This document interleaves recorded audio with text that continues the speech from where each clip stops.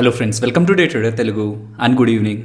Sensex 1546 points down అయ్యి 57,491 దగ్గర close అవుతుంటే నిఫ్టీ 468 పాయింట్స్ డ్రాప్ అయ్యి 17,149 దగ్గర క్లోజ్ అయింది. వెరాజ్ బ్యాంక్ నిఫ్టీ 630 పాయింట్స్ డౌన్ అయ్యి 36,948 దగ్గర క్లోజ్ అయింది. ఇవాళ మార్కెట్స్ ఇంతలా ఎందుకని ఫాలో అవుతున్నాయి అండ్ ఇంకెంతవరకు మార్కెట్స్లో ఫాల్ ఉండొచ్చు అండ్ మోస్ట్ ఇంపార్టెంట్ ఈ ఫాల్లో మనం కొనగలిగే స్టాక్స్ ఆర్ మార్కెట్ని మనం ఎలా అప్రోచ్ అవ్వాలి, వీటి రిలేటెడ్గా ఫస్ట్ మనం మాట్లాడుకుంటూ నెక్స్ట్ మార్కెట్లోని ఇంపార్టెంట్ డేటాను గమనిద్దాం. ఇవాళ బీఎస్సీలో ట్రేడ్ అయిన 3600 స్టాక్స్లో 1/4 మీన్స్ నియర్లీ 930 స్టాక్స్ దగ్గరగా లోయర్ సర్క్యూట్స్లో క్లోజ్ అయ్యాయి. స్టార్టింగ్లో సెన్సెక్స్ నిఫ్టీ బ్యాంక్ నిఫ్టీ గురించి మనం మాట్లాడుకున్నాం, ఇంత పాయింట్స్ ఫాలో అయ్యాయని.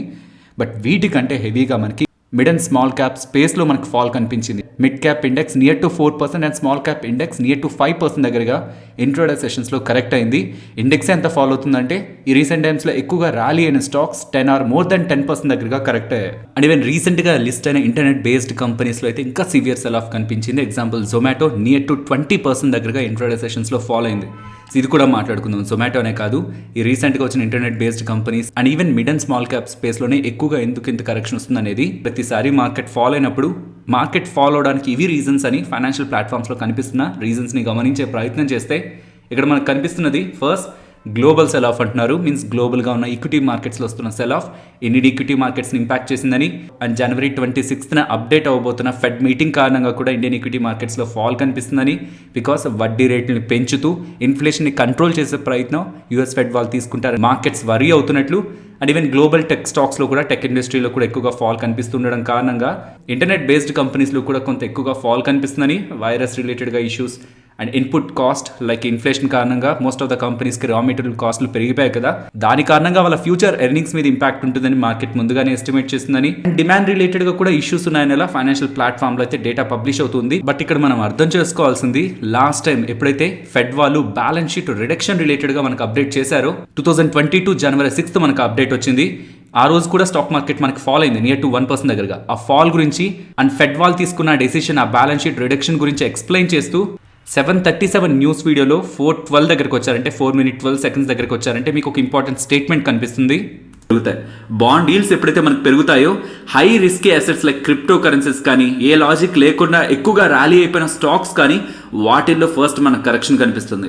బ్యాలెన్స్ షీట్ రిడక్షన్ చేస్తున్నా, రేట్ హైక్ చేస్తున్నా, ఈ 2 రీజన్స్తో గ్లోబల్గా ఉన్న లిక్విడిటీ తగ్గుతుంది. గ్లోబల్గా లిక్విడిటీ ఎప్పుడైతే తగ్గుతుందో ఈ లిక్విడిటీ కారణంగా ఏ అసెట్స్ అయితే పెరుగుంటాయో క్రిప్టో కరెన్సీస్ కానీ వేటి రిలేటెడ్గా అయితే స్పెక్యులేషన్ ఎక్కువగా ఉంటూ స్టాక్స్లో మంచి ర్యాలీ, అసలు వాటి వాల్యుయేషన్స్ ని పట్టించుకోకుండా ర్యాలీ అయిన స్టాక్స్ రిలేటెడ్గా ఫెడ్ వాళ్ళు ఆర్బీఐ వాళ్ళు తీసుకునే చర్యల కారణంగా లిక్విడిటీ ఇంపాక్ట్ అవుతుంటే ఫస్ట్ ఆ అసెట్స్ లోనే మనకి కరెక్షన్ వస్తుందనేలా. ఇది కొత్త స్టేట్మెంట్ ఏం కాదు, ప్రీవియస్ గా మల్టిపుల్ టైమ్స్ మార్కెట్లో ఎప్పుడైతే కరెక్షన్ వచ్చిందో, లిక్విడిటీ కారణంగా కరెక్షన్ ఎప్పుడైతే వచ్చిందో ఆ టైంలో కరెక్ట్ అయినా కూడా ఇవే. కానీ ఇక్కడ అర్థం చేసుకోవాల్సింది ఈ సెల్ ఆఫ్ ఇంకెంత వరకు కంటిన్యూ అవడానికి పాసిబిలిటీ ఉందని.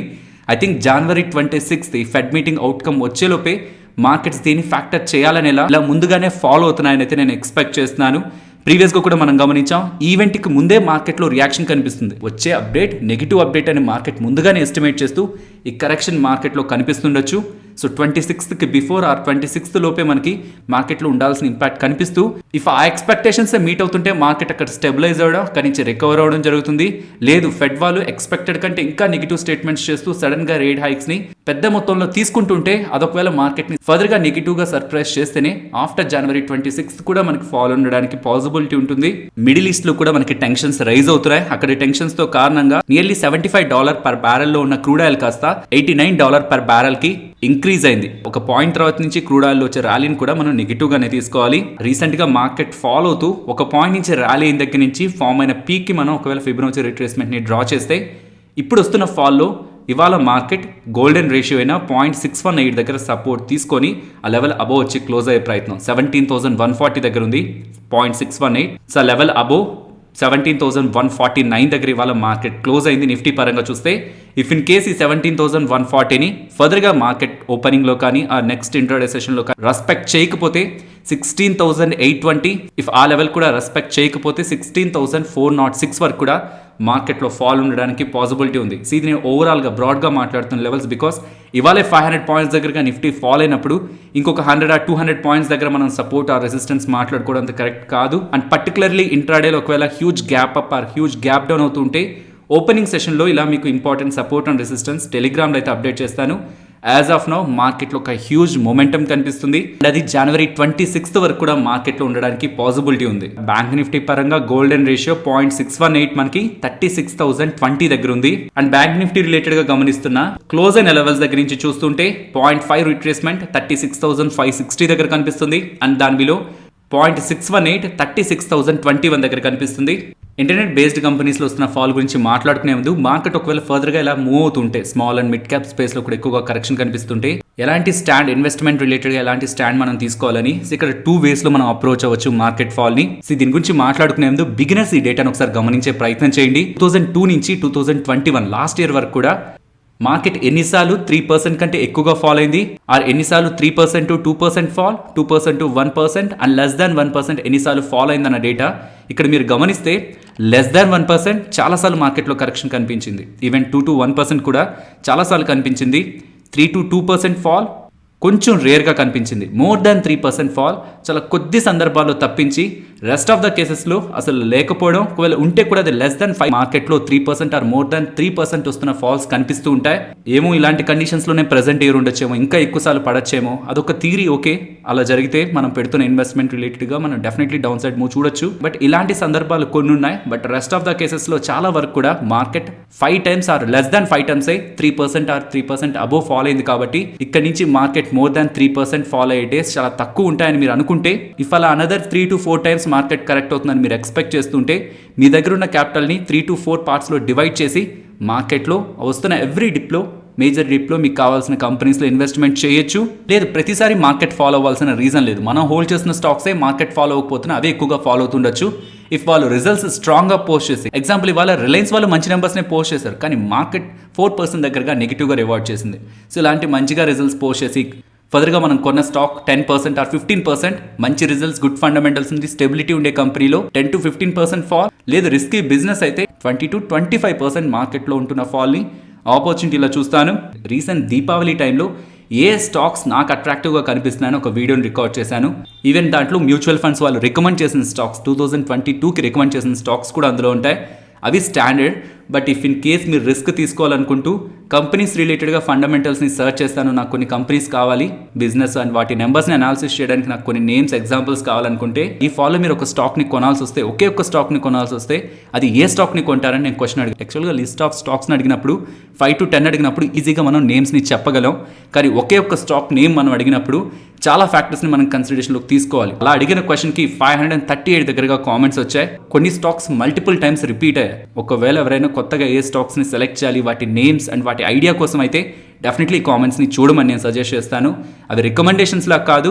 ఎందుకని పీపుల్ అలా థింక్ చేస్తున్నారు, ఎందుకు ఆ పర్టికులర్ స్టాక్ రిలేటెడ్గా వాళ్ళంతా పాజిటివ్గా ఉన్నారని మీరు ఒకసారి స్టడీ చేయడానికి ప్రయత్నించండి. పోస్ట్ ఒక లింక్ ఫస్ట్ కామెంట్లో పిన్ చేసిన కామెంట్లో ఉంచుతున్నాను, డిస్క్రిప్షన్లో కూడా ఉంచుతున్నాను. ఇఫ్ ఇన్ కేస్ మన హ్యాండ్లర్లో పోస్ట్ చేసిన పోస్ట్ మీకు ఇంట్రెస్టింగ్గా అండ్ ఇన్ఫర్మేటివ్గా ఉన్నాయనుకుంటే పాసిబుల్ ఫాలో అవడానికి కూడా ప్రయత్నించండి. అండ్ పర్సనలీ ఛానల్లో మోనోపోలీ స్టాక్స్ అని, దివాళీ రిలేటెడ్గా నేను ప్రీవియస్గా స్మాల్ క్యాప్ మల్టీ బ్యాగర్స్ అని ఇలా మల్టిపుల్ టైమ్స్ స్టాక్స్ గురించి మాట్లాడుకునే ప్రయత్నం చేశాం. ఈవెన్ వాటిల్ని కూడా మీరు గమనించి మీ రిలేటెడ్గా స్టడీ చేసి ఫైనల్ డెసిషన్ ట్విట్టర్లో ఆర్ యూట్యూబ్లో చెప్పారని కాకుండా మీకు కంఫర్ట్ ఉన్న స్టాక్స్లోనే తీసుకోండి. బికాస్ మీరు కంఫర్టబుల్గా ఆ స్టాక్లోకి ఎంటర్ అయితే ఇలా వస్తున్న ఎవ్రీ ఫాల్ కూడా మీకు ఒక మంచి ఆపర్చునిటీలో కనిపిస్తుంది, ఎక్కువ సఫరింగ్ ఉండదు. ఇప్పుడు రీసెంట్గా లిస్ట్ అయిన టెక్ స్టాక్స్లో ఎందుకు ఫాల్ కనిపిస్తుంది అనేది మాట్లాడుకుందాం. రీసెంట్గా యూఎస్లో కూడా అన్ప్రాఫిటబుల్గా ఉంటూ లైక్ ప్రాఫిటబిలిటీ లేకుండా ఫ్యూచర్ ప్రాఫిటబిలిటీ ఎక్స్పెక్టేషన్స్తో ఏ స్టాక్స్ అయితే హై పీఈలో ట్రేడ్ అవుతున్నాయో, హై ప్రైస్ టు ఎర్నింగ్స్లో ట్రేడ్ అవుతున్నాయో యూఎస్లో ఒక హ్యూజ్ సెల్లింగ్ కనిపించింది. యూఎస్ స్టాక్స్ ఫాల్ అయితే Indian equity markets and that internet based కంపెనీస్లో ఎందుకని ఇలా సెల్ ఆఫ్ రావాలి, దీనికి రీజన్ ఏంటి? 737 వీడియోలో ఇందాక అనుకున్నాను కదా, ఇంట్రెస్ట్ రేట్లు పెరిగితే వడ్డీ రేట్లు పెరుగుతూ ఉంటే రిస్కీ అసెట్స్లోంచి మనీ ఫ్లో అవుతుందని. దీనికి ఒక సింపుల్ లాజిక్ చెప్తాను. వాల్యుయేషన్స్ ఎలా వస్తుంటాయి, మనకి స్టాక్స్కి ఎలా వాల్యుయేషన్స్ వస్తుంటాయి, ఆ కంపెనీ ఫ్యూచర్లో జనరేట్ చేసే ఫ్రీ క్యాష్ ఫ్లో ద్వారా ఆ కంపెనీ యొక్క ఫ్యూచర్ ఎర్నింగ్ పొటెన్షియల్ని, మీన్స్ ఎప్పుడు 5 years ఆ 10 years తర్వాత ఆ కంపెనీ ఇంత ప్రాఫిటబుల్గా ఉంటుంది, ఇంత మనీని జనరేట్ చేస్తుందని మార్కెట్ ముందుగానే ఎస్టిమేట్ చేస్తూ ప్రెజెంట్ ఉన్న ప్రైస్లో దాన్ని డిస్కౌంట్ చేసే ప్రయత్నం చేస్తుంది. మార్కెట్ అంటే ఎవరు ఇక్కడ? ఎఫ్ఐఎస్ కానీ, డిఏఎస్ కానీ, అండ్ ఈవెన్ ఇప్పుడు రీటైల్ పీపుల్ కూడా ఎంటైర్ థియరీలో మెయిన్ ఇంపార్టెంట్ రోల్ ని ప్లే చేసేది రిస్క్ ఫ్రీ రేట్, మీన్స్ బయట ఉన్న వడ్డీ రేట్లు. ఎఫ్ఐఎస్ దగ్గర పర్టికులర్లీ యూఎస్ ఫెడ్ రేట్లు తగ్గించినప్పుడు వాళ్ళ దగ్గర ఎక్కువ హ్యూజ్ మనీ వస్తుంది కాబట్టి అవైలబిలిటీలోకి ఎక్స్పెన్సివ్ వాల్యుయేషన్ లో ప్రెసెంట్ ఉన్న కరెంట్ మార్కెట్ ప్రైస్ లో డిస్కౌంట్ చేసేందుకు ప్రయత్నిస్తారు. కాబట్టి స్టాక్ ప్రైజెస్ లో యూని డైరెక్షనల్ గా ర్యాలీస్ మనం చూస్తూ వచ్చుంటాం. కానీ ఎప్పుడైతే వడ్డీ రేట్లు పెరుగుతాయో, రిస్క్ ఫ్రీ రేట్ ఎప్పుడైతే ఇంపాక్ట్ అవుతుందో అప్పుడు ఈ ప్రాఫిటబుల్ గా లేని కంపెనీస్ ఫ్యూచర్ లో ఎప్పుడో పర్ఫామ్ చేస్తాయని ఒక నమ్మకంతో ఉన్న హై పీఈ స్టాక్స్లోనే ఎక్కువ సెల్ ఆఫ్ మనకు కనిపిస్తుంది. ఇదనే కాదు, ఇక్కడ మెన్షన్ చేసినట్లు రెస్ట్ ఆఫ్ ద అసెట్స్ కూడా, క్రిప్టో కరెన్సీస్లో కూడా అవన్నీ ఎక్స్పెక్టేషన్ బేస్డ్గానే ఉంటాయి కాబట్టి వాటికి ఒక రియాలిటీ ఉండదు కాబట్టి వాటిల్లో మనకు అలాంటి సెల్ ఆఫ్ అయితే కనిపిస్తూ ఉంటుంది. మరి అన్ని టెక్ బేస్డ్ కంపెనీస్లో సిమిలర్ టైప్ ఆఫ్ ఫాల్ ఎందుకు ఉండదు? కొన్ని టెక్ బేస్డ్ కంపెనీస్ 20-30% ఫాల్ అయితే కొన్ని 50 ఆర్ మోర్ దాన్ 50 ఎందుకు ఫాల్ ఉంటుంది? ఏ కంపెనీస్ అయితే త్వరగా ప్రాఫిటబుల్గా అవ్వగలవు ఆర్ వాటి ప్రాఫిటబిలిటీ పాత్ చాలా క్లియర్గా కనిపిస్తూ ఉంటుందో వాటిల్లో ఎక్కువగా సెల్ ఆఫ్ ఉండదు. బట్ వేటిల్లో అయితే ప్రాఫిటబిలిటీ పాత్ క్లియర్గా ఉండదు, వాటిల్లో అన్సర్టనిటీ ఎక్కువగా ఉంటుందో వాటిల్లో ఎక్కువ సెల్ ఆఫ్ కనిపిస్తుంది. నెక్స్ట్ రిజల్ట్స్ గురించి మాట్లాడుకుందాం. ఇవన్నీ మార్కెట్లో పోస్ట్ అయినవి అండ్ మార్కెట్లో కూడా రియాక్షన్ కనిపించింది. బట్ ఎవరైనా హోల్డ్ చేస్తుంటే ఈ స్టాక్స్లో వచ్చిన ఫాల్ కి ఇవి వీక్ నెంబర్స్ అనుకుంటారేమో దీన్ని అప్డేట్ చేసిన రిలయన్స్ వాళ్ళు స్టెల్లార్ నెంబర్స్ ని పోస్ట్ చేశారు. కెమికల్ బిజినెస్ లో తప్పించి రెస్ట్ ఆఫ్ ద అన్ని సెగ్మెంట్స్ లో కూడా ఎస్టిమేట్స్ ని బీట్ చేస్తూ నెంబర్స్ ని పోస్ట్ చేశారు. రీటైల్ సెగ్మెంట్ లో 27 క్వార్టర్ ఆన్ క్వార్టర్ కంపారిజన్ లో, ఆయిల్ టు కెమికల్ లో 9% గ్రోత్ సీక్వెన్షియల్ గా చూపించారు క్వార్టర్ ఆన్ క్వార్టర్ లో. And even Jio and digital business లో కూడా క్వార్టర్ ఆన్ క్వార్టర్ కంపారిజన్ లో మంచి గ్రోత్ ని డెలివర్ చేశారు. అండ్ జియో ఒక ఆర్పూన్ కూడా, యావరేజ్ రెవెన్యూ పర్ యూజర్ ని కూడా క్వార్టర్ ఆన్ క్వార్టర్ కంపారిజన్ లో 5.6% దగ్గరగా గ్రోత్ కి తీసుకొచ్చారు. ఇవన్నీ కూడా రిలయన్స్ రిలేటెడ్ గా మనం పాజిటివ్ గా తీసుకోవాలి. రిలయన్స్ నెంబర్స్ బాగున్నాయి. అలాగే ఐసిఐసిఐ కూడా చాలా మంచి నెంబర్స్ ని పోస్ట్ చేశారు. ఆర్ఓఈ అది గ్రేటర్ దాన్ 15% దగ్గరగా వీళ్ళు రిపోర్ట్ చేస్తున్నారు. అది లాస్ట్ 28 క్వార్టర్స్ లో హైయెస్ట్. అలాగే వీళ్ళ asset quality best of 6 years, last 6 years లో ఇలాంటి అసెట్ క్వాలిటీ ఎప్పుడు ఐసిఐసిఐ బ్యాంక్ వాళ్ళు రిపోర్ట్ చేయలేదు. నెట్ ఇంట్రెస్ట్ ఇన్కమ్ అలాగే ప్రాఫిటబిలిటీ కూడా వే అబోవ్ ఎస్టిమేట్స్ ఉంది. అండ్ బ్రోకింగ్ ఫిర్మ్స్ అని ఇలా రిజల్ట్స్ పోస్ట్ చేసిన తర్వాత ఇక్కడికి వెళ్తుంది స్టాక్ అండ్ ఇంతలా ర్యాలీ అవుతుంది అంటారు కదా. 10 out of 8 బ్రోకింగ్ ఫిర్మ్స్ వీళ్ళ టార్గెట్స్ ని అప్గ్రేడ్ చేస్తూ lowest target 950 and highest target 1125 గా ఐసిఐసిఐ బ్యాంక్ కి టార్గెట్స్ గా అయితే బ్రోకింగ్ ఫిర్మ్స్ ఇస్తూ ఉన్నాయి. Next Vodafone Idea numbers. Vodafone Idea నెంబర్స్ని ఓవరాల్గా గమనిస్తే వీళ్ళ రెవెన్యూ క్వార్టర్ అండ్ క్వార్టర్ కంపారిజన్లో గ్రో అయింది. మీన్స్ బిజినెస్ గ్రో అవుతున్నట్లు మనం అర్థం చేసుకోవచ్చు. కానీ మార్జిన్స్లో ఇంపాక్ట్ కనిపించింది. సో లాస్ట్ క్వార్టర్తో పోలిస్తే ఈ క్వార్టర్లో వాళ్ళు రెవెన్యూస్ని పెంచుకున్నారు, మార్జిన్స్ని తగ్గాయి. అండ్ వీళ్ళు ఎక్కువగా అప్పులు ఉన్నారు కదా, అప్పులకు వడ్డీ కట్టాల్సి వస్తుంది కదా. ఆ వడ్డీల భారం పెరగడం కారణంగా రెవెన్యూ పెరుగుతున్నా అది ప్రాఫిటబిలిటీలో కనిపించలేదు. నియర్లీ 7,230 crore దగ్గరగా వీళ్ళు లాస్ని పోస్ట్ చేశారు. అండ్ సబ్స్క్రైబర్ బేస్ కూడా క్వార్టర్ ఆన్ క్వార్టర్ కంపారిజన్లో 5.8 million మీన్స్ 58 lakh దగ్గరగా లాస్ట్ క్వార్టర్తో పోలిస్తే ఈ క్వార్టర్లో సబ్స్క్రైబర్ బేస్ డౌన్ అయింది. ఇయర్ ఆన్ ఇయర్ కంపారిజన్లో 2.2 crore దగ్గరగా సబ్స్క్రైబర్స్ని వీళ్ళు లాస్ అయ్యారు. లాస్ట్ ఇయర్ సేమ్ క్వార్టర్తో కంపేర్ చేసి ఇయర్ సేమ్ క్వార్టర్కి 2.2 crore సబ్స్క్రైబర్ లాస్ ఉంది.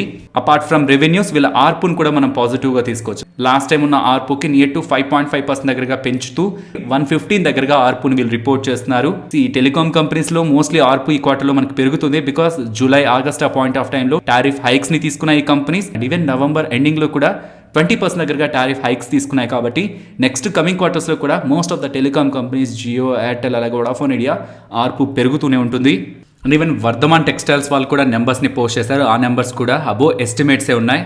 రెవెన్యూస్లో growth and rest of the సెగ్మెంట్స్లో కూడా వీళ్ళు కొంత స్టెబిలిటీని మెయింటైన్ చేయగలిగారు. అండ్ మోస్ట్ ఇంపార్టెంట్ ప్రీవియస్గానే వీళ్ళు 1,400 crore దగ్గరగా క్యాపిటల్ ఎక్స్పెండిచర్ ప్లాన్స్ని అప్డేట్ చేశారు. అండ్ ఇప్పుడు అడిషనల్గా 600 crore క్యాపెక్స్ ప్లాన్స్ని వీళ్ళు చెప్తున్నారు. ప్రీవియస్గా కూడా మనం మాట్లాడుకున్నాం, ఏదైనా ఒక కంపెనీ క్యాపిటల్ ఎక్స్పెండిచర్లో ఉందంటే వీళ్ళ రిలేటెడ్గా ఉన్న బిజినెస్ అండ్ వాటి రిలేటెడ్గా ఉన్న మ్యానుఫ్యాక్చరింగ్ ఫెసిలిటీస్ ఒక కెపాసిటీస్ని పెంచే ఆలోచనలో ఉందంటే అది వాళ్ళ ఫ్యూచర్ బిజినెస్ రిలేటెడ్గా గ్రోత్ ఉంటేనే వాళ్ళు ఇప్పుడు ఆ పనులు చేస్తూ ఉంటారు. అండ్ నెక్స్ట్ ఎస్ బ్యాంక్ నెంబర్స్ని గమనిస్తే క్వార్టర్ ఆన్ క్వార్టర్ కంపారిజన్లో వీళ్ళ నెట్ ఇంట్రెస్ట్ ఇన్కమ్ గ్రో అవుతుంది. And PPOP pre provisioning operating profit grow అవుతుంది. ఈవెన్ ప్రాఫిటబిలిటీ కూడా క్వార్టర్ అండ్ క్వార్టర్ కంపారిజన్లో గ్రో అవుతుంది. And rest of the factors like వీళ్ళ ఎన్పిఎస్ కానీ ప్రావిజన్ కవరేజ్ రేషియో కానీ వీటన్నిటి రిలేటెడ్గా మనకు కొంత స్టెబిలిటీ అయితే ఎస్ బ్యాంక్ రిలేటెడ్గా కనిపిస్తుంది. ఇక్కడ ఓవరాల్ బ్యాంక్ స్ట్రాంగ్గా ఉన్నట్టు కాదు, వీళ్ళ గ్రాస్ అలాగే net non performing assets gross అయితే 14.7, నెట్ అయితే 5.3 దగ్గరగా ఉంది. ఎస్ బ్యాంక్ స్టిల్ వీక్నెస్లో ఉంటున్నట్టే. బట్ క్వార్టర్ ఆన్ క్వార్టర్ బేసిస్లో ఎస్ బ్యాంక్ లాస్ట్ క్వార్టర్తో పోలిస్తే ఈ క్వార్టర్ కొంత బెటర్మెంట్ అయితే చూపించింది. నెక్స్ట్ మురుగప్ప గ్రూప్కి సంబంధించిన ట్యూబ్ ఇన్వెస్ట్మెంట్స్ గురించి మాట్లాడుకోవాలి. వీళ్ళు 70% ఆఫ్ స్టేక్ని EV startup, electric vehicle startup అయిన సెలెస్టియల్లో ఇన్వెస్ట్ చేశారంటున్నారు. ఇందుకు వీళ్ళు 161 crore ఖర్చు పెట్టారంటున్నారు. దీంతో పాటు వీళ్ళు ఒక కొత్త సబ్సిడరీని ఫామ్ చేస్తున్నారని, ఆ సబ్సిడరీతో క్లీన్ మొబిలిటీ మీన్స్ ఎన్వైరన్మెంట్కి పొల్యూషన్ కానీ వెహికల్స్ని తయారు చేసే ఒక బిజినెస్లోకి వీళ్ళు ఎంటర్ అవుతున్నట్లు చెప్తున్నారు. నెక్స్ట్ ఐటీసీ గురించి మాట్లాడుకోవాలి. స్టాక్ ఇవాళ 2.5% దగ్గరగా ఫాల్ అయింది. కానీ 130 అరౌండ్ మీరు ఉన్న అప్డేట్స్ని గమనిస్తే అందులో కనిపిస్తున్న దాంట్లో ఫస్ట్ లైన్కి ఒక మీనింగ్ మనకు అర్థం కావాలంటే ప్రీవియస్గా గవర్నమెంట్ ఆఫ్ ఇండియా ఈ టొబాకో రిలేటెడ్గా ట్యాక్సెస్ని పెంచాలా తగ్గించాలా ఆర్ ఏ రేంజ్ బిట్వీన్లో ఈ ట్యాక్సెస్ని మెయింటైన్ చేయాలని ఒక ఎక్స్పర్ట్ కమిటీని అయితే ఏర్పాటు చేసింది. ఆ ఎక్స్పర్ట్ కమిటీ వాళ్ళు 2 times దగ్గరగా మీట్ అయ్యారని, బట్ ఒక కంక్లూజన్కి రాలేకపోతున్నారని, అండ్ సపరేట్గా ఫైనాన్షియల్ మినిస్ట్రీ కూడా ఈ టొబాకో రిలేటెడ్గా ట్యాక్సెస్ గురించి ఎవాల్యుయేట్ చేస్తుందని, అండ్ ఈ ట్యాక్స్లను ఎవరైతే విధిస్తుంటారో వాళ్ళు అభిప్రాయపడుతున్నది టొబాకో రిలేటెడ్గా ట్యాక్స్లను ఎక్కువగా పెంచేస్తే రెగ్యులేటెడ్ మార్కెట్లో టొబాకో బిజినెస్ చేస్తున్న కంపెనీస్ లైక్ ఐటీసీ కానీ విఎస్టీ ఇండస్ట్రీస్ కానీ వీళ్ళు ఎక్కువగా ట్యాక్సెస్ని పే చేస్తారు. ఇల్లీగల్గా టొబాకో బిజినెస్ చేస్తుంటారు, అది వాళ్ళకి అడ్వాంటేజ్ అవుతుంది. బికాస్ వాళ్ళ ప్రొడక్ట్స్ చీప్గా దొరుకుతుంటాయి, వీళ్ళ ప్రొడక్ట్స్ ఎక్స్పెన్సివ్ ఉంటాయి. కాబట్టి most of the market illegal market వైపు వెళ్తూ ఉంటుంది. కాబట్టి టొబాకో ప్రైజెస్ రిలేటెడ్గా కూడా కొంత జాగ్రత్తగా డెసిషన్ తీసుకోవాలనేలా డేటా అయితే సిఎన్బిసి వాళ్ళు పోస్ట్ చేస్తున్నారు.